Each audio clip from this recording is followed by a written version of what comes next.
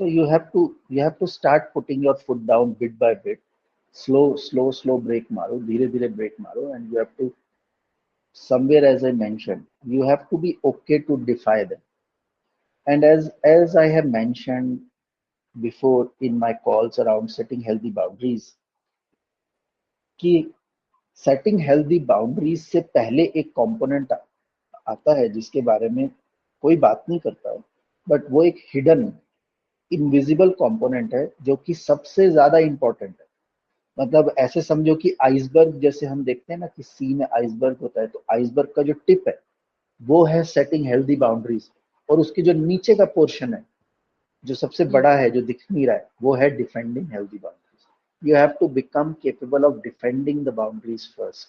आपको ये मालूम होना चाहिए कि आपकी ये बात करने के बाद रिटेलिएशन आने वाला है। तो बात करने से पहले पहले खुद से बात करो कि ये रिटेलिएशन आएगा तो आप संभाल लोगे, आप में वो कैपेबिलिटी है, आप अड़े रह सकते हो इस पॉइंट पे अगर आपका पॉइंट सही है। मैं ये नहीं बोल रहा हूं कि अनरियलिस्टिक हो जाओ, मैं ये नहीं बोल रहा हूं कि स्टबर्न हो जाओ, जबरदस्ती के नाटक करो या जबरदस्ती की एक्सपेक्टेशन। अगर पॉइंट सही है, अगर आपको दिख रहा है कि now this is important for my own wellbeing and for the wellbeing of my child and I have to take this step, तो आपको ये बात समझनी पड़ेगी कि it is not about communicating that point to your mother. Setting healthy boundaries is not a communication matter. ऐसा नहीं है कि कॉर्पोरेट में आप हो, आपने एक मेमो दे दिया अभी हो गया, ऐसे नहीं होता है। Now given you example of that, India और पाकिस्तान का बॉर्डर भी 1947 में सेट हो गया था, कम्युनिकेशन हो गया था, पूरी दुनिया को पता है, दुनिया के सारे मैप्स में वो बाउंड्री बनी हुई है। लेकिन आज भी हमको आर्मी लगती है, उनको आर्मी लगती है उस बाउंड्री को डिफेंड करने के लिए। अगर सिर्फ कम्युनिकेशन से बात बन जाती तो दोनों कंट्रीज को आर्मी की क्या जरूरत थी? कम्युनिकेशन तो हो चुका है 1947 में, फिर what do you need army for? You need army because you know the other side will not honor this thing. They will retaliate and you have to be prepared for it. So then you are prepared. Same logic applies over here. Before you set boundaries, before you set healthy boundaries with anyone, whatever you want to set healthy boundaries on, have an internal check कि कल को retaliation आएगा, आएगा ही, 100% आएगा। हाँ, नहीं आया तो वेरी गुड, मतलब then you are very lucky. लेकिन द होल पॉइंट इज कि आपको अगर उस इंसान के साथ बाउंड्री सेट करने की जरूरत पड़ रही है तो इसका मतलब वो इतना मैच्योर है ही नहीं in first place to recognise this. उसको बताना पड़ रहा है कि भैया मैं भी अडल्ट हूं, ये बताना उसको दिख नहीं रहा है, उसको बताना पड़ रहा है, जताना पड़ रहा है, तो उसका कुछ ना कुछ तो ईगो हर्ट होगा ही, रिटेलिएशन आएगा ही। आपको रेडी होना है उस रिटेलिएशन के लिए, आपको प्रिपेयर होना है उस रिटेलिएशन के लिए, और आपको हर हालत में उस बाउंड्री पे डटे रहना है। अब वो रिटेलिएशन किन फॉर्म्स में हो सकता है वो आपको प्रिडिक्ट करना पड़ेगा, क्योंकि you know your mother better, I don't know your mother, you would know कि she will give you a silence treatment और she will be non cooperative. कल को वो बोलेगी हाँ तुम्हें जाना है अपने बाइक के लिए जाओ, मैं तुम्हारे बेटे को नहीं देखूंगी, शी विल बी अनकोऑपरेटिव। तो आपको फिगर आउट करना पड़ेगा कि उस केस में आप कहां से हेल्प का अरेंजमेंट करोगे, है ना? तो ये सारी चीजें आपको वर्कआउट करनी पड़ेंगी। यू कैनॉट बी कि अच्छा आप मेरे बेटे को देखो और वो बोलेंगे नहीं मैं नहीं देखती हूँ जाओ, और अब आप सोचो कि अरे अब ये मेरे बेटे को नहीं देखेंगी तो फिर तो मैं नहीं जा सकती, फिर तो कुछ नहीं हो सकता। तो you are only now demolishing your boundaries. आपने एक तरह, अब उनको क्या समझ में आ गया कि ओके अमृता से अगर कोई चीज हाँ बुलवानी है तो नॉन कोऑपरेशन कर दो, ये कहाँ जाएगी, इसके पास तो कोई हेल्प, इसके पास तो कोई ऑप्शन नहीं, घूम फिर के यहीं आने वाली है। तो she will just be non cooperative, and आप जितनी मर्जी हेल्दी बाउंड्रीज, जितना मर्जी लेसन्स पढ़ते रहो, जितना मर्जी करते रहो, the other person has got you. उनको पता है, ज्यादा कुछ आर्ग्यूमेंट करने की जरूरत नहीं है, जस्ट बी नॉन कोऑपरेटिव, कुछ नहीं होने वाला, कुछ नहीं करने वाली है। आपको उस नॉन कोऑपरेशन के लिए रेडी रहना है कि अगर वो नॉन कोऑपरेशन आता है तो you have to make arrangement with a friend, or you have to make alternative arrangements. You have to make sure कि आपने जो सेट कर दिया है अब आप उस पे अडिग रहो कि नहीं, आई एम गोइंग। अगर आप ध्यान नहीं रखोगे तो I will, you hire somebody. अगर आपका फ्रेंड से भी हेल्प नहीं मिल रही है तो you hire a baby sitter. लेकिन ये चीजें आपको फिगर आउट करनी पड़ेंगी। इस लेवल की फीडिंग मैं नहीं कर सकता हूं, इस लेवल का दिमाग आपको चलाना पड़ेगा कि ये अब है तो अब ये है। अब मान लो अगर आपकी मदर आपके साथ नहीं रहती होती या वो नहीं होती तो भी तो कोई अरेंजमेंट करते ही ना। हाँ, तो थिंक फ्रॉम दैट पॉइंट कि ये नहीं है। अगर ये कॉपरेट कर रही हैं तो बढ़िया है, अगर ये कॉपरेट नहीं करेंगी तो इनकेस अगर वो नहीं रहती होती आपके साथ, आप अकेले अपने बेटे के साथ रहते होते और आपको ये करना होता तो भी तो आप कुछ फिगर आउट करते। तो फिगर आउट करो।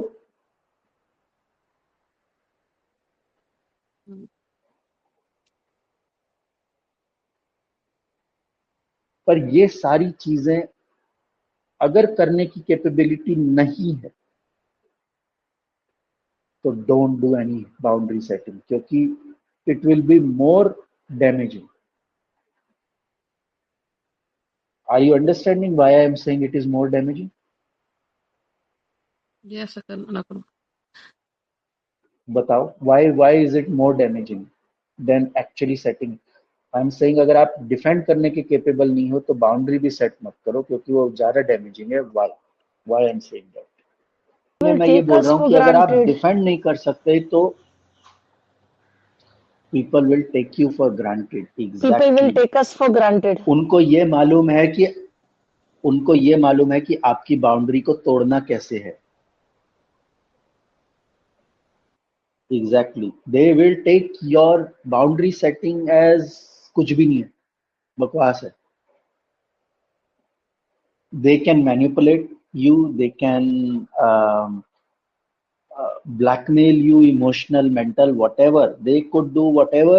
Your non-cooperation, all these things can happen that will demolish। आप बैक ऑफ हो जाओगे, उनको ये समझ में आ गया कि अच्छा ये करना है, आगे से आप कभी बाउंड्री सेटिंग नहीं कर पाओगे उनके साथ, किसी के साथ भी नहीं कर पाओगे, क्योंकि उनको पता है कि इसको तोड़ना कैसे। आप बहुत जल्दी टूट जाओगे। आपने बाउंड्री सेटिंग की, वो इंसान नाराज होके बैठ गया आपसे, मुंह फुला के बैठ गया, विड्रॉ होके बैठ गया, आपको बुरा लगने लगा कि अरे देखो, या वो आपके बारे में दूसरों को कुछ बोलने लगा कि देखो कैसी कैसी है हमारी बेटी, कैसी है, ये है वो है, हमारा बेटा ये है वो है, या जो भी है, दूसरों के बारे में बैड माउथिंग करने लगे आप, यू गिव इन। या वो नाराज होके बैठ गए, यू गिव इन, कि अब आपसे देखा नहीं जा रहा है कि वो नाराज होके बैठ गए, या वो आपकी इंसल्ट करने लग गए, वो आपकी इतनी ज्यादा इंसल्ट करने लग गए कि कितने बदतमीज हो गए हो, अब तुम इस तरह से ट्रीट कर रहे हो, हमने तुम पे इतना कुछ किया, तुम्हें तो हमारे परवरिश का कुछ एहसान ही नहीं है, वट एवर, ऐसे मतलब ऐसा आ रहे हैं, भर भर के इमोशनल ब्लैकमेलिंग डायलॉग आ रहे हैं, एंड यू गिव इन। बस उनको समझ में आ गया आगे से यही करना।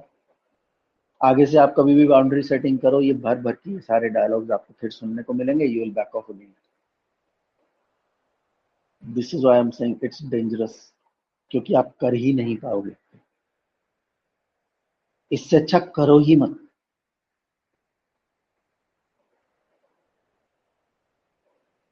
वो ज्यादा बेटर होगा।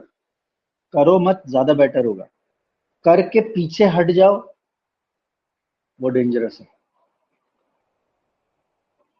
इसलिए करने से पहले अपने आप से ये क्वेश्चन जरूर पूछना कि are you capable of defending it, and you would know the person yourself. मैं नहीं जानता हूँ आप किन के साथ बाउंड्री सेटिंग कर रहे हो, आप जानते होगे उनको कि उनकी मैच्योरिटी लेवल क्या है, किस हद तक वो जा सकते हैं। Can they be very insulting? Can they be non-cooperative? Can they be bad-mouthing? Can they be manipulative? Can they be blackmailing? What extent they can go, you would know. Can they be physically, verbally, mentally abusing? What extent it can go to, you have to calculate that because you know that person. You have to be able to predict it. Over analysis की मैं बात नहीं कर रहा हूं यहाँ पे, जबरदस्ती की एनालिसिस नहीं करनी है। जितना आपको मालूम है उस इंसान के बारे में उतनी तो प्रिडिक्शन कर सकते हो, उतनी प्रिडिक्शन करके you have to be mentally emotionally strong कि हाँ अब आने दो, ठीक है, नहीं करेंगे बात तो नहीं करेंगे, बेशक जिंदगी भर बात ना करेंगे, लेकिन ये नहीं चलेगा।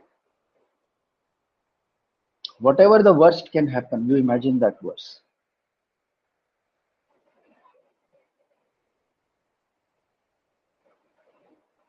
अपने आप को ना सांत्वना देने की कोशिश मत करना, अरे नहीं कोई नहीं, 2-3 दिन में ठीक हो जाएंगे, 5 दिन में ठीक हो जाएंगे। नहीं हुए तो 5 दिन में ठीक नहीं हुए तो फिर आपका ब्लड प्रेशर अप डाउन होने लगेगा कि अरे मैं कुछ ज्यादा तो नहीं कर रही हूँ, कुछ ज्यादा तो नहीं कर दिया मैंने, शायद I should be this and that.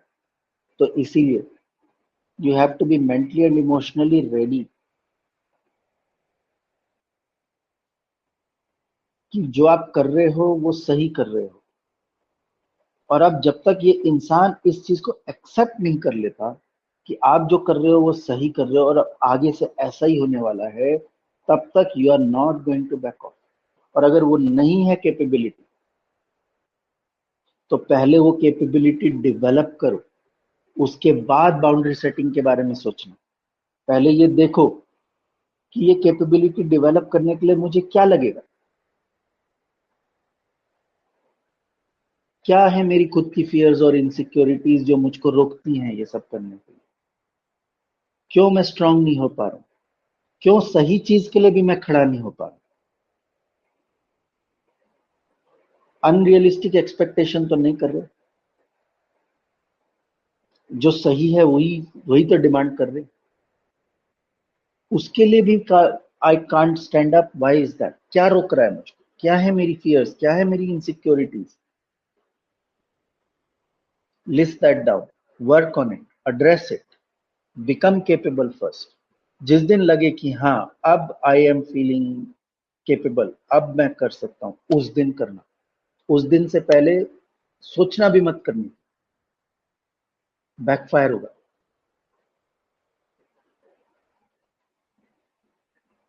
Yeah, I get this. And if I can run through it like a movie, fast paced about my life, so I have been fortunately being able to do that for probably all or most of my, whether relatives, friends, neighbors, colleagues, everybody.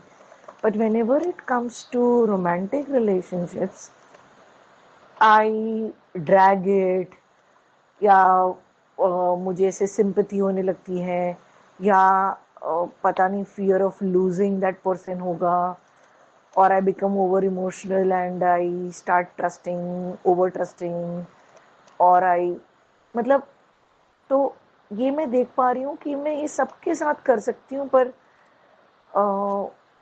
Before breakup और while the breakup और after breakup and एक second मैं आपसे ये पूछूं। अब नहीं, एक वन यू से कि ये मैं सबके साथ कर सकती हूँ, ये सब कौन है? कोई एग्जांपल दे सकते हो? ये कौन सब लोग हैं जिनकी बात कर रहे हो? पेरेंट्स, सिबलिंग्स, इनकी बात कर रहे colleagues, friends, neighbors, parents, everyone. हो? हाँ, तो अब So ऐसा जैसे हो कि सकता है that only हम, for particular. नहीं हाँ उसी के लिए कर रहा हूँ कि let's say talk about colleagues. Colleagues के साथ हो ये चीज हो पाना इसलिए आसान है क्योंकि हमारा इतना कोई ज्यादा इमोशनल बॉन्ड नहीं है उनके साथ। तो ऐसा है ना कि छूट जाएंगे तो छूट जाएंगे। तो कोई लाइफ टाइम की कमिटमेंट तो है नहीं। फ्रेंड्स के साथ भी ऐसा होता है कि जो फ्रेंड्स आपके अच्छे फ्रेंड्स हैं, they are almost like family. तो हमें कहीं ना कहीं एक सेंस ऑफ सिक्योरिटी ये रहती है कि इनके साथ ये सब बातें हम कर सकते हैं, ये कहीं छोड़ के नहीं जाएंगे। Your parents will remain your parents for ever, your brothers and sisters will remain your brothers and sisters for ever. तो लॉ में हस्बैंड और वाइफ में डिवोर्स हो सकता है, ये एक रिलेशनशिप है जो चेंज हो सकती है। एक फादर और डॉटर में डिवोर्स नहीं हो सकता, एक सिस्टर और सिस्टर में डिवोर्स नहीं हो सकता। There is no such law which comes and says अब ये रिश्ता वैलिड नहीं है। There is no such thing. तो कहीं ना कहीं हमको ये सेंस ऑफ सिक्योरिटी, एक सेंस ऑफ सेफ्टी है कि ये कहीं जाने वाला नहीं। बट एक रोमांटिक रिलेशनशिप में वो डर है ना, ये जाने वाला है ना, ये छूट सकता है। तो फियर और इनसिक्योरिटी तो उसी चीज के लिए आएगी ना जो छूट सकती है। जो चीज छूट ही नहीं सकती है उसके लिए फियर और इनसिक्योरिटी कैसे आएगी? हाँ, तो जरूरत ही वहाँ है, और वहीं पे मतलब exactly. I am getting bog down, और हाँ, हाँ। तो आई कई गेट बार इट। हम ऐसा कंपेयर ही, we compare completely like we are not comparing apples to apples, we are comparing apple to a tree. मतलब कंपैरिजन ही बहुत अलग अलग है, ये दोनों ही बहुत ही अलग अलग चीजें हैं। वो रिश्ते कहीं जाने वाले नहीं है, उनमें एक inbuilt sense of safety and security है जहाँ पे हमारे फियर और इनसिक्योरिटीज जागते नहीं है। तो इसीलिए मैं कंफ्यूज तो हो के घूम फिर के सिक्योर्ड अटैचमेंट फील कर रही थी, बिकॉज मैं उन सब हाँ, लोगों के बारे में सोचती थी, तो मुझे आई वॉज फीलिंग कि हाँ, सब कुछ बढ़िया है, सब कुछ बढ़िया है, हाँ, कुछ प्रॉब्लम नहीं है। हाँ, और जहाँ पे आई हाँ, वॉज हाँ, always correct. Taking a beating, वो लैक ऑफ लव समझो, या लैक ऑफ मतलब what ever, that is a different track all together. तो वहीं पे I was stretching my self so much and putting myself in I get it. So that's where the insecure attachment or avoidance attachment style is coming into play. Yes, या तो मैं या, मतलब दूरी रहती थी, और अगर पास एग्जैक्टली, आके तो फिर I could not leave them even if they या। are not help, you know. I get it. Thanks. So I also experienced the same thing earlier, and I also used to think that okay, with these people I'm able to do this, but not with the romantic relationship. So yeah, then when I get into observer mode, then it looks like that whenever I'm able to set boundaries and all, those are the people where I have no expectations, or I'm okay even if they break it. I will have some options, very easy way to either completely accept or completely remove myself from that situation. But with romantic relationship, there is a very strong pull and push, right? So that's where I think it affects more. Exactly, exactly, exactly, exactly. In fact मेरा तो ये मानना ही है कि आपका actual character, आपके actual fear Mm, और insecurities आपके रोमांटिक रिलेशनशिप में ही बाहर निकल के आते हैं, और किसी रिलेशनशिप में बाहर निकल के नहीं आते। right. For these reasons what you just said, कि with Mm, friends also it's like ठीक है, अगर ब्रेक हो गया तो हो गया। मतलब मैं ये नहीं बोल रहा हूँ कि दुख नहीं होगा, लेकिन हाँ, अगर उन लोगों ने आपका कुछ, आपको इंसल्टेड फील हुआ या आपको ऐसा फील हुआ कि दे आर डिसरिस्पेक्टिंग और they are not this that, तो आप जल्दी ही ये डिसीजन ले लेते हो कि बस बहुत हो गया, अब मेरे को इस फ्रेंड से नहीं मिलना। धीरे धीरे आप काइंड ऑफ कटने लगते हो उनसे।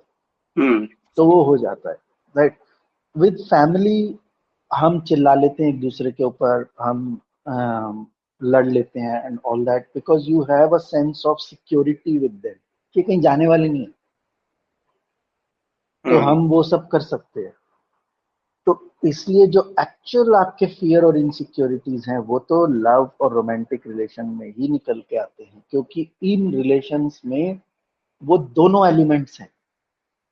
वो दोनों एलिमेंट्स हैं, दैट स्ट्रेंथ, मतलब वो डीप भी बन सकते हैं, वो फैमिली के जैसे डीप बॉन्ड भी बन सकता है, और वो फ्रेंड और कोलीग के जैसा फ्रेजाइल बॉन्ड भी बन सकता है जो कभी भी टूट जाएगा। तो ये वो है जिसमें आपको वो सेंस ऑफ सिक्योरिटी भी मिल सकती है और वो सेंस ऑफ इनसिक्योरिटी भी मिल सकती है, and it depends on what kind of person you are.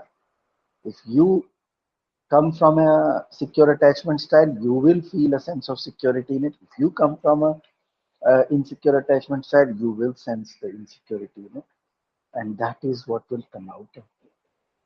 तो यही एक वो टाइप के रिलेशनशिप है जिसमें एक्चुअल आपको दिखता है जब लोग करते हैं unstuck and all that contemplation questions.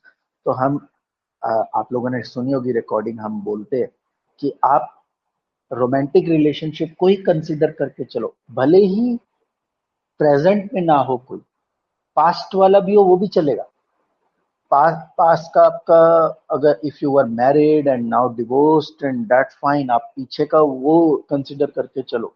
अगर आप you were never married but you had a previous relationship, अभी आप सिंगल हो लेकिन आपका कोई रिलेशनशिप रहा है, तो वो कंसिडर करके चलो, हमें वो भी चलेगा।